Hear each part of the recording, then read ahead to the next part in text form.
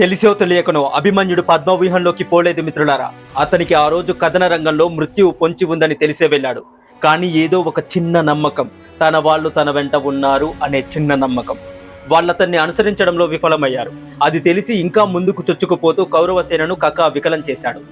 కర్ణుడికి దుర్యోధనాదులకు ప్రాణభయం అంటే ఏంటో చూపించాడు అభిమన్యుడు. ఈ రోజే యుద్ధంలో మనకి అంతం అనేలా భీకరమైన యుద్ధం చేశాడు. కనీస ప్రతిఘటన ఇవ్వలేక కౌరవ యోధులంతా కలిసి అధర్మ యుద్ధం చేశారు. ఒకేసారి అభిమన్యుడిపై దాడి చేసి అభిమన్యుడి చేతిలో ఆయుధం లేకుండా అతని యొక్క రథాన్ని విరగ్గొడితే ఆ రథ చక్రమే చక్రాయుధంగా మార్చుకొని భయంకరమైన యుద్ధం చేశాడు అభిమన్యుడు. చావైతే వచ్చింది కానీ వీరత్వం మాత్రం చరిత్రలో సువర్ణ అక్షరాలతో లిఖించబడింది.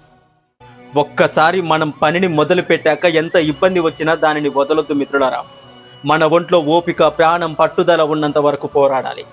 మనకి సమస్య వచ్చిన ప్రతిసారి మనతో మన వాళ్ళు ఉండకపోవచ్చు.